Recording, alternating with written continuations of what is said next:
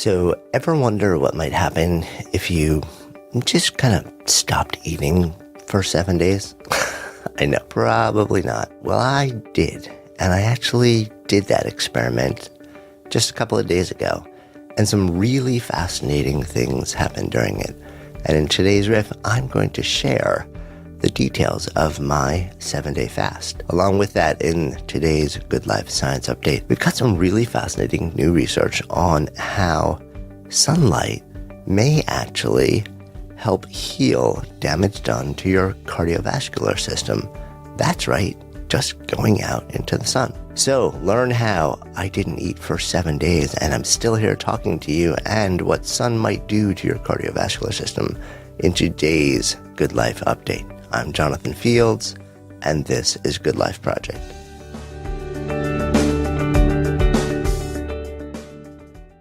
So, what in the world would lead somebody who lived in the middle of one of the greatest cities in the world, literally could walk out their door 24 hours a day and get almost anything they wanted to eat?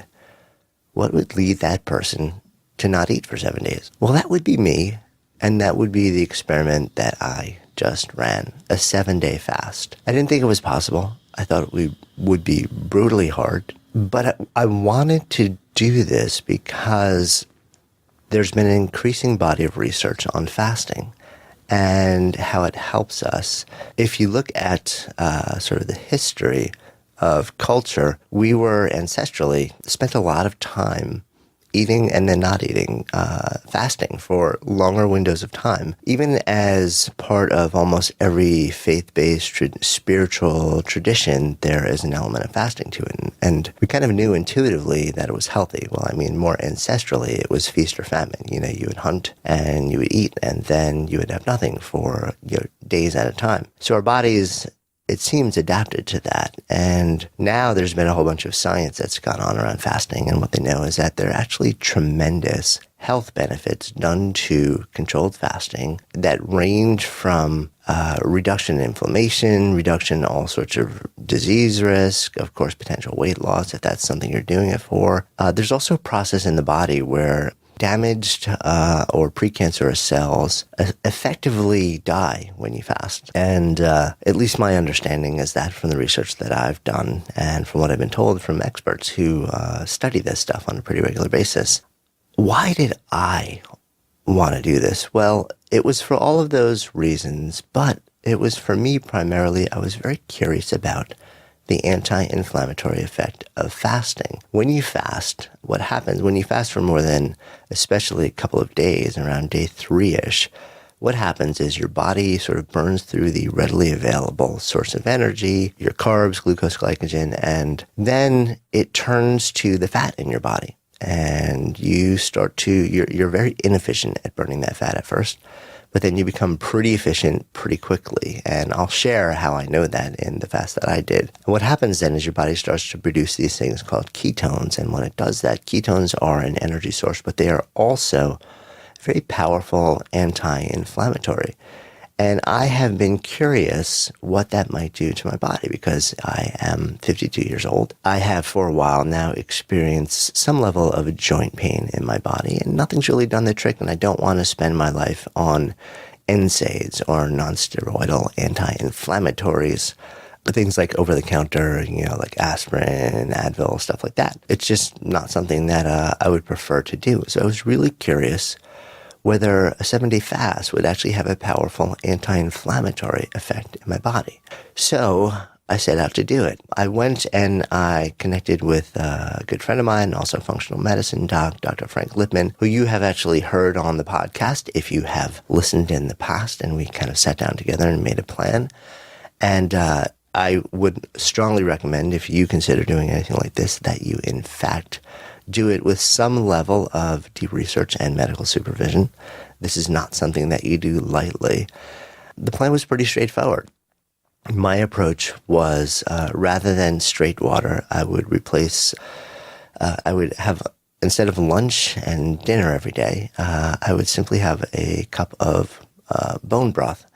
And that in part was to put just a touch of flavor and fat into what I was doing, but also replace some electrolytes and some salt, which would keep my system better balanced. Again, I could go into sort of the more detailed chemistry of that, but I want to share more about the experience with you because there are a lot of things that people asked me when they heard I was doing this, and there are a lot of surprises that came to me along the way.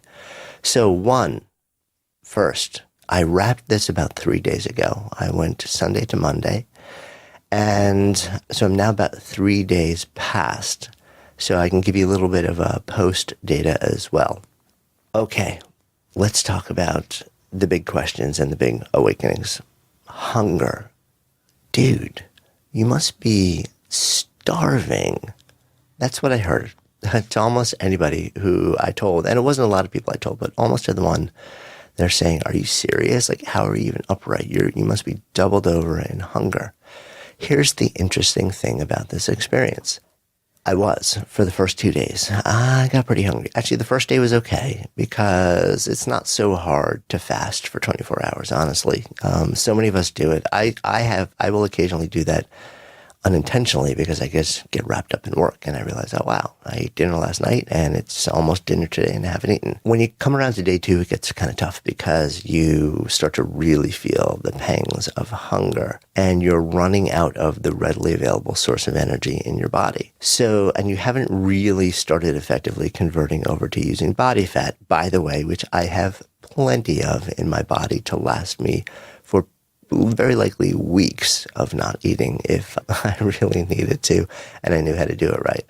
In that transitional process, or before you make that transition, before your body starts to effectively burn the fat, you don't feel that great and you feel pretty hungry. You get a whole bunch of cravings too. But an interesting thing happens on around day 3-ish. Is that the body starts to kick into the fat burning as a primary substrate for energy mode. And when it does that, the fact that you're now burning something else, you're kicking off ketones in your body, you're starting to have an anti-inflammatory effect in your body, and you haven't had sort of the high carb content substances that very often trigger the chemical releases in your body that lead to cravings, you're not actually all that hungry. So this was really weird because at about day 5 or 6, my wife would say to me, she's like, I can't believe the willpower that you have of being able to not eat. And I said to her, what's interesting to me is I don't have a lot of willpower and it's not taking a lot of willpower to do this once I got sort of into and past the 3rd day. In fact, I have taken a strength assessment. Actually, I've taken a number in my past and ranked 25 out of 25 for me is self-regulation. I am not a really good person for organic willpower, especially when it comes to food. But for some reason, the changes in my physiology around day 3 made it really not too hard. In fact, a number of times my wife would find me sort of sitting on the couch later in the evening watching food TV or scanning my Instagram feed, looking at food accounts. And she's like, what is wrong with you? You're like, doesn't this drive you nuts? And I said, oddly enough, I'm actually fine. I even sat down with a family dinner where, there was great food on the table. And I sat there with a glass of water and a little bit of bone broth. And I was completely fine not having it. And this is coming from somebody who actually likes food and is a chocolate fiend, and there's chocolate all over the place. So it was really fascinating to me to be able to experience that shift in satiety and pretty much a reduction or close to an elimination in cravings around day 3 of day 7. So let's talk about the next big discovery and question. And that is, how did my brain work during 7 days of fasting? Here again was another surprise. I had a very heavy week last week while I was fasting. So if you do this in, there are residential facilities you can go to and do it. I chose to do it at home, sort of with access to a trusted healthcare provider and a plan in place, and also having done a lot of research on this myself and really understanding what goes on here and how to take care of myself. So if you're in a residential facility, very often you're not doing much to sort of tax yourself cognitively. I lived a regular week. I worked. I did all sorts of other things. I actually recorded a couple of interviews for this process. I did a bunch of writing. We were working on new projects and products. In the middle of that, I also was interviewed, one in person and one remotely. They both lasted about 90 minutes. And these were, interviews that were important to me to be cognitively there. I needed to do well and be functional. And when I was going to them or preparing for them, I was a little concerned about how the fasting would affect my brain. Would I be, would it be sort of like on the mark? Would I be able to think intelligently and form ideas and speak, or would it be a little bit foggy? That was my concern. Would the fast make me foggy? Fascinatingly enough, it did the exact opposite. I came home after the first in-depth interview, and these were both taped, and I was almost shocked by how sharp I felt. I said I felt like I was almost sharper. My acuity, my mental acuity was almost tuned up higher than it is normally. I felt like I was dialed in verbally, cognitively. I could form ideas, put together exactly what I wanted, and I felt really on the money in both of these conversations. Same thing when I was interviewing people. I felt like I was completely there. And if anything, I felt like the fasting did not in any way create fog. It amplified acuity. I described this to another friend of mine who's sort of in the world of health and research, and one of the things she said was that she's seen some research on this that shows that, in fact, when you fast for more than a couple of days, it also sends a signal to your brain and your physiology that it needs to be very sharp because you need to be able to go out and hunt and have a very high level of attentiveness. And that kind of makes sense to me. So cognitively, it seemed to actually, if anything, only help rather than hurt, which was another really big surprise for me. Another question, could I exercise while I was doing this? Turns out, yes. I didn't do it at a very high pace, very deliberately, because I was sort of prescribed beforehand to sort of move my body, but not super intensely because it would mess a bit with what I was trying to do and potentially lead to a bit of fatigue or cravings later. So I did it on a fairly regular basis at a sort of a medium/mild pace. But I remember being at the gym. I actually don't love gyms, but it's winter in New York, so I go inside. And very often I start out my workout with about 15 minutes on a rowing ergometer. And I got 15 minutes in and I felt great, so I just did it more. So a really interesting thing was that it seemed not to really hurt my ability to exercise as well. What about sleep? Did it mess with that at all? Here's where it gets interesting. My answer is yes, it actually did, at least for me. I don't have a really clear reason why, but the theory is that what it did for me was I would wake up, I'll often wake up, somewhere around 4 or 5 hours into sleep for a quick in the middle of the night restroom break and then go back to sleep. And I had more trouble going back to sleep after I woke up, and I found that I was slightly more agitated. And I think what was happening was that I would drink a lot of water during the day while fasting. But while sleeping, I would essentially have 4-hour window where I was in a fasting state but not getting fluids. And when I woke up from that, I was not in as good a sort of a psychological or physiological state. I felt a bit agitated. So it definitely made it a bit harder to go back to sleep. So I would sometimes end up playing some kind of audio to help me drop back into sleep. So that was an interesting discovery as well. I did feel like it got better over time, over the 7-day duration of the fast. Okay, now you may be wondering about the two big things here, pain and weight loss. What did it do with regard to those things? Big things is what it did. In regard to physical pain, to joint pain, so there is, ketones can have a pretty dramatic anti-inflammatory effect in the body. And what I found was at about day 3-4, when I started to switch over, and the level of ketones in my body elevated pretty seriously, A lot of the sort of longer-term joint pain that I have experienced in my life either completely went away or was very substantially diminished. It kind of blew my mind because I've done all sorts of other things, from complementary medicine to all sorts of other stuff, to taking pills, to things like this. Nothing's ever really done much to touch it, at least for more than a very short amount of time. I'm now 3 days post-fast, and I'm still good. My question is how long the effect will last. And some of the experiments I'll be running will be sort of modified nutrition and potentially shorter term. Would a 24 or 36-hour weekly fast help sustain this effect? But I'm really encouraged by the fact that it had such a strong effect on anti-inflammatory effect in my body. By the way, the way that I know where the ketones are and when they really kicked in at a high level in my body is that I was actually monitoring my ketones in my blood during this 7-day fast. There are 3 ways to do it as a sort of everyday person. You can do it with in your urine using little keto strips. You can do it in your breath, or you can do it in your blood. I was doing the urine-based one, and what I found was that as soon as I really started getting to ketosis, it was completely misrepresenting my level, showing that I had no ketosis at a time where my blood ketones showed very high levels of ketones in my blood. So I switched entirely. I stopped using that and switched entirely to measuring blood, which you can do with a simple little device that you can get online for not a lot of money, and do it at home in a matter of a minute. So really fascinating anti-inflammatory and pain reduction effect in my body, which I was hopeful for, but not expecting, and thrilled that it happened. Okay, now that final thing that so many people have asked me about. After not eating for 7 days, what did it do to my weight? In 7 days, I dropped 14 pounds, which kind of blew my mind.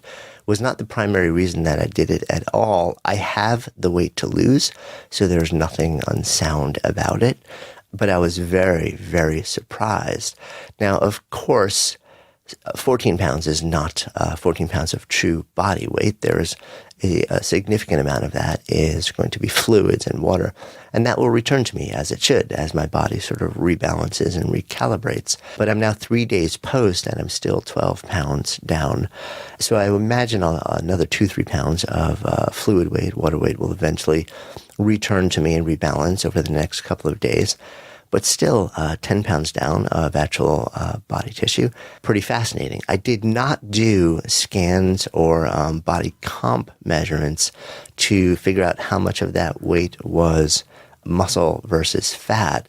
But from the research that I have done, the way that I did the fast should be pretty muscle sparing, meaning that the vast majority should have come from the burning of fat as a primary fuel for survival. So really fascinating experiment. I'm now sort of, trying to figure out what are the experiments that I will run moving forward to see if I can sustain and build on these really powerful results. And I'm very encouraged. One last thing as I wrap this, coming off the fast, a number of people have asked, well, what did you do? Did you just sit down and have a pizza and a piece of cake? And I was like, no. My plan worked out in advance was to start with a very sort of mild soup-based or like green juice-based things without any sort of sweet stuff. I still have not had any kind of sugar or treats or chocolate, which for a long time I thought ran in my blood. And we'll slowly add bits of that in, but very likely maintain a bit of a different nutrition profile to see how long I can sustain these effects. I hope you found that interesting. I'm going to be doing more experiments. And as always, I will include a link also in the show notes to some resources that were super helpful in learning a lot more about this. And if you were considering doing something like this, as always, do not just jump into this. This is unique to me, and make sure that you work with a qualified healthcare professional in figuring out and monitoring how to do this safely and intelligently if it's something that you're going to do. Now, I'm really excited to also head into our science segment today and share a bit of research on how sunlight may actually help fix damage in our cardiovascular systems, which we all have to some extent. And we're back with today's Good Life Science update. For those new to the podcast, these are short little briefs where I share my geekery around science.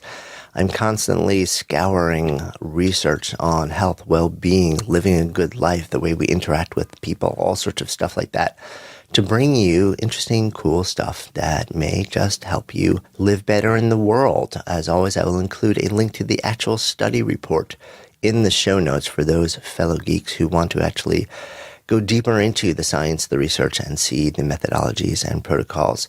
Today is a pretty fascinating new study that comes out of researchers at Ohio University on vitamin D3.